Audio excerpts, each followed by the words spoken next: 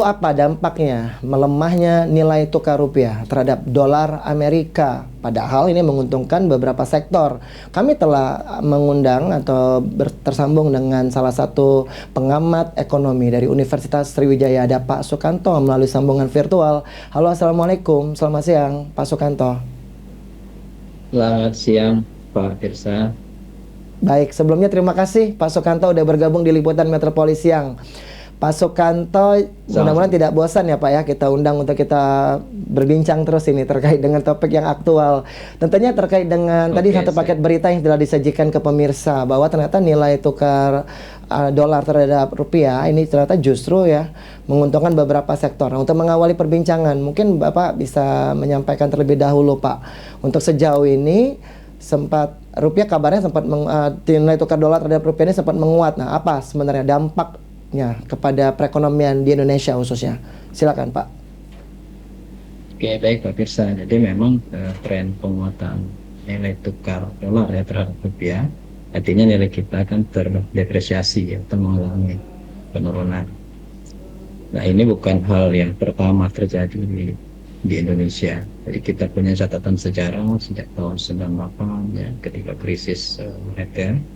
Rupiah kita dari 2.900 waktu itu melejit menjadi 16.000, dan ini mengawali era reformasi. Kemudian kita punya sejarah juga di tahun 2008 ya, ketika terjadi krisis di Amerika, rupiah kita juga relatif ya, terpuruk. Kemudian di tahun 2020-2021 ya, karena pandemi juga demikian, dan ini terjadi lagi pada saat 2025 yang berbarengan dengan kebijakan yang dilakukan oleh Presiden Trump. Ya, dan Donald Trump ini orang menganggap ya ini adalah eskalasi perang dagang antara sebenarnya pelaku utamanya itu tanda kutip Amerika dan China. Dan China. Ya. Kita ini sebagai imbasnya saja. Oke. Kalau kita telusuri dari awal gitu ya, kenapa ini bisa terjadi perang dagang? Karena Presiden Trump melihat bahwa mereka mengalami defisit neraca perdagangan, di mana banyak barang impor dibandingkan mereka ekspor keluar. Termasuklah dalam inventarisasi itu adalah Indonesia ya, ini surplus yang cukup besar. Oleh karena itu Trump mengenakan tarif, dan dampaknya nanti orang akan berspekulasi gitu ya. Misalkan kita tadinya harga kita 100 dolar, ketika kena pajak 32%, kan barang kita kan menjadi 132 dolar. Artinya barang kita di luar sana akan menjadi mahal. Baik. Nah, tapi Pak Sukanto. Baik. Boleh dilanjutkan Pak. Jadi imbasnya, silakan Pak. Nah, jadi imbasnya kalau kita sebagai eksportir dengan menguatnya nilai tukar rupiah, barang kita kan menjadi relatif murah. Jadi ketika barang kita relatif murah, ya tentu kita dapat cuan. Yang diuntungkan ya adalah ekspor unggulan kita, khususnya Sumsel, ada karet, kemudian sawit, kopi, dan batu bara dari sisi sumber daya. Nah, ini momentum juga bagi kita ya. Jadi kalau kita lihat data Mas Firsa, gitu ya, ketika terjadi penguatan dolar ini, sektor pertanian itu selalu memberikan kontribusi yang positif terhadap PDRB. Kenapa? Ya karena pricingnya relatif baik gitu. Jadi volumenya tetap, tapi harganya kan ikut naik gitu ya. Jadi dia memberikan dampak yang positif terhadap ekonomi. Itu sama seperti tahun 98 ya. Saya potong dulu Pak, agar perbincangan kita jauh lebih menarik dan komprehensif, terpaksa harus saya potong terlebih dahulu. Kita satu-satu ya Pak ya, kita breakdown. Tadi saya tertarik dengan penjelasan Bapak di awal, saya anggap itu sebagai highlights. Nah, saya mau bedah satu-satu. Tadi mengangkat mengenai faktor ya Pak ya, penyebab mengapa nilai tukar dolar tentunya ya, ini nilai dolar ini menguat sekali begitu. Sering kebijakan Donald Trump, bahwa kita ketahui bahwa di dunia sedang ada eskalasi gitu ya, perang dagang antara Tiongkok dan juga Amerika Serikat yang kita hanya kena imbasnya tadi Bapak mengatakan. Nah, mungkin dari situ dulu saya ingin memulai dari sana. Dari mengenai kebijakan Trump itu Pak, apakah memang dikatakan cukup berhasil Trump sehingga menyebabkan nilai dolar ini menjadi kuat begitu dengan nilai rupiah kita? Nah, lalu apakah memang menurut Bapak, prediksi Bapak apakah nanti beberapa hari lagi bakal naik lagi nih Pak nilai dolar ini? Jadi sebenarnya ini menjadi bola liar juga bagi Amerika. Jadi ketika mereka mengatakan tarif, itu kan barang yang datang ke Amerika menjadi mahal. Akibatnya di Amerika pasti terjadi inflasi. Nah, kalau terjadi inflasi ya yang dirugikan kan masyarakat Amerika juga. Kemudian tarif yang dikenakan terhadap Cina, Cina itu kan proporsi ekspornya terhadap ke Amerika maksud saya sekitar 15%, dan itu dibutuhkan oleh orang Amerika. Jadi kalau itu dinaikkan ya pasti akan bergejolak juga Amerika. Jadi kalau dikatakan relatif berhasil, Lalu pertanyaan saya belum terjawab saya Pak kira dalam Sukanto. jangka panjang Apakah ini akan memberatkan Amerika. Buktinya apa? Amerika kan menunda 90 hari terhadap beberapa negara ya. Cuma yang dikuatkan kan di Tiongkok. Pak Sukanto, lalu pertanyaan saya belum terjawab Pak. Apakah menurut prediksi Bapak sebagai pengamat ekonomi, apakah nilai dolar ini akan bakal tinggi lagi dalam beberapa hari ke depan, mengingat adanya eskalasi ini perang dagang antara Cina dan Amerika? Ini tergantung dari respon kita, Pak Firsan. Jadi kalau respon kita as usual atau biasa-biasa saja, artinya kan akan semakin banyak pelarian modal ke Amerika. Jadi sederhananya begini, jadi kalau semakin banyak kita meminta dolar, harganya kan naik. Nah, jadi kalau kita responnya tidak memadai, orang akan was-was, kemudian akan melarikan uangnya ke luar negeri, kan bentuknya biasanya dolar. Nah, permintaan dolar tinggi, harganya akan naik, ini akan merugikan kita. Nah, kalau berbicara tentang timeline-nya berapa lama, tentu sangat tergantung dari ketentuan dari Amerika dan Tiongkok. Kan mereka kan saling berbalasan. Terapkan. Akan menunggu gitu ya. Nah, semoga semua bisa stabil lagi lah ya. Kita tentunya karena kita kena imbasnya nanti. Nah, beranjak terkait dengan imbasnya harga dolar ini yang memang menguat begitu ya, dolarnya menguat dan membuat nilai rupiah melemah. Tadi Bapak mengatakan ini menguntungkan bagi sektor pertanian tadi ya untuk impornya seperti sawit, kopi dan juga karet begitu. Nah, tapi ada nggak Pak yang faktor-faktor atau sektor-sektor yang menyebabkan gara-gara nilai tukar dolar ini menguat terhadap rupiah begitu sehingga menyebabkan harga-harga kebutuhan atau harga lain ini akan melonjak tinggi bakal Pak Sukanto? Jadi tadi kalau kita sebagai eksportir dengan melemahnya rupiah kita tanda kutip diuntungkan, Pak Firsa. Tetapi kalau kita sebagai importir tentu akan sangat merugikan kita karena kita harus bayar lebih mahal kan. Misalnya kita beli laptop harganya $500 dengan kurs 10.000, kita kan bayar 5 juta. Kemudian kurs melorot jadi 15.000, jadi kita harus bayar ya 9 juta. Tapi kalau kita sebagai importir kita akan yang impor-impor ini apa saja Pak? Kebutuhan impor-impor yang sudah dilakukan Indonesia sejauh ini Pak, khususnya apa jadi bakal berdampak? Berkutat dengan ada juga produk pertanian kita impor seperti gandum, kedelai, itu kita impor kan. Makanya ketika rupiah ini lemah, biasanya harga tempe naik. Karena bahan bakunya kan kedelai. Kemudian tahu juga bakal naik, ya kan. Harga bahan bakunya jadi mahal gitu, Mas Firsa. Kemudian dari sisi otomotif ya, otomotif kan hampir semua komponen itu kan kita impor. Hampir 80%.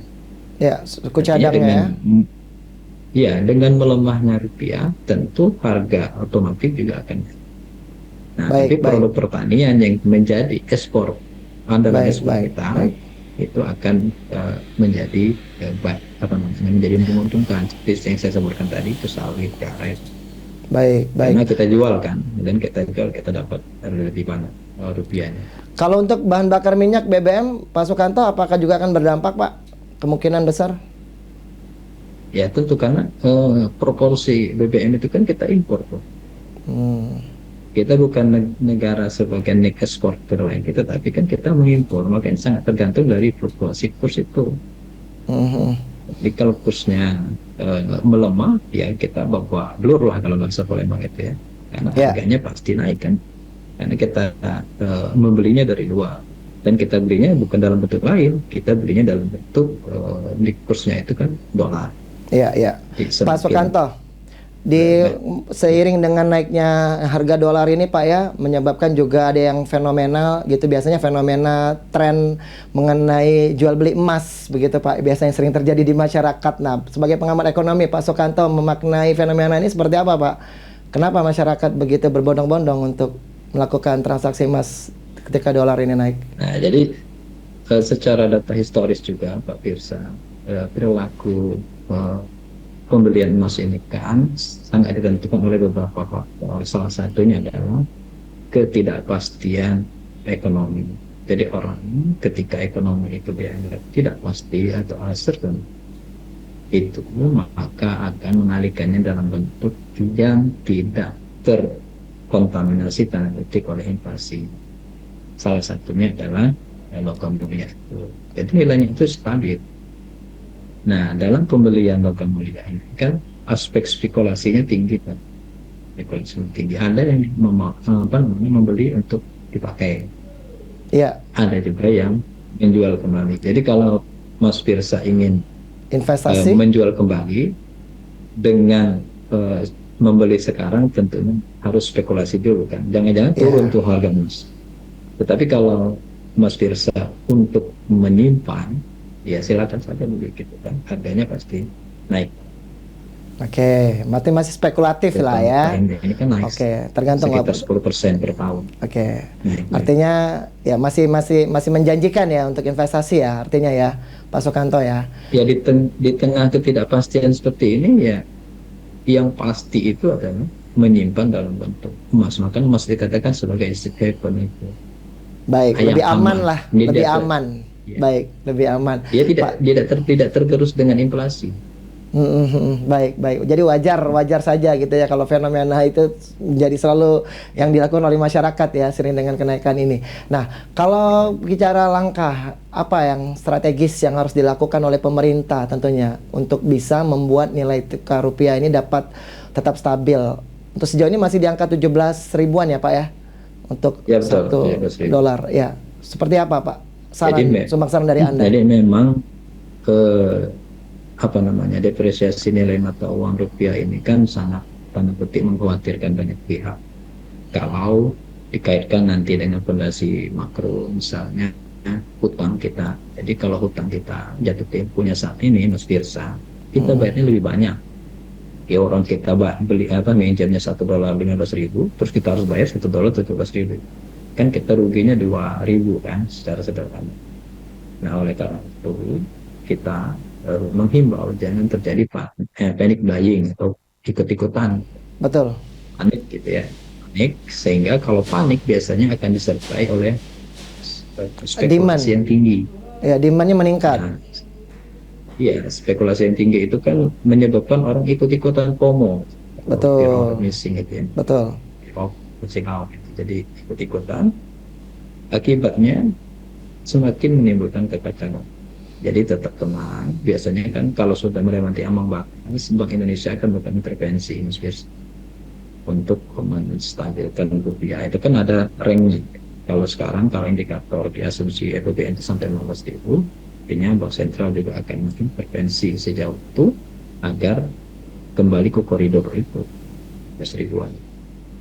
Oke, jadi artinya Pak, di tengah ketidakpastian ekonomi saat ini, di tengah perang dagang antara Amerika dan China, tentunya Bapak tadi mengatakan kita tetap harus tenang begitu ya. Nah, sekali lagi mungkin untuk untuk menutup perbincangan kita, mengingat bahwa durasi kita dibatasin, Pak Sukanto sayang sekali.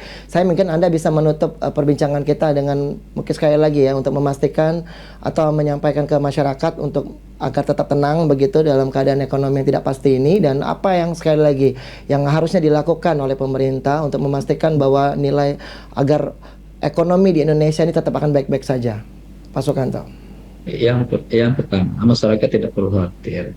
Tahun 98 itu berbeda dengan sekarang. Kalau dulu kan memang rupiah itu terdepresiasinya cukup dalam dari 2.900 menjadi 16.000. Sekarang kan dari 16.000 jadi 17.000. Artinya fundamental ekonomi kita cukup kuat untuk menghadapi itu. Dan yang kedua, memang dari sisi pemerintah harus kita berhati-hati terhadap fenomena perang tarif ini. Karena memang kalau sampai Tiongkok itu terganggu tanda kutip ekonominya, kita akan terganggu karena khususnya Sulsel, produk-produk unggulan kita itu kan lebih banyak ke Tiongkok 20% lebih dibandingkan Amerika. Amerika itu hanya 5% saja. Nah itu yang harus kita pahami. Dan yang ketiga, untuk tetap menjaga daya beli masyarakat. Jadi program-program yang efisiensi itu harus segera dilakukan secepat mungkin. Jadi kalau ekspornya terganggu, impornya terganggu, kita harus cari alternatif lain dengan cara menguatkan permintaan domestik saja. Mungkin begitu Mas Bisa.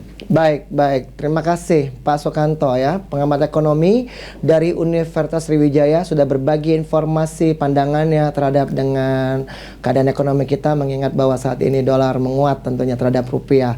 Semoga sehat selalu Pak Sukanto, selamat melanjutkan aktivitas Anda kembali. Sampai jumpa.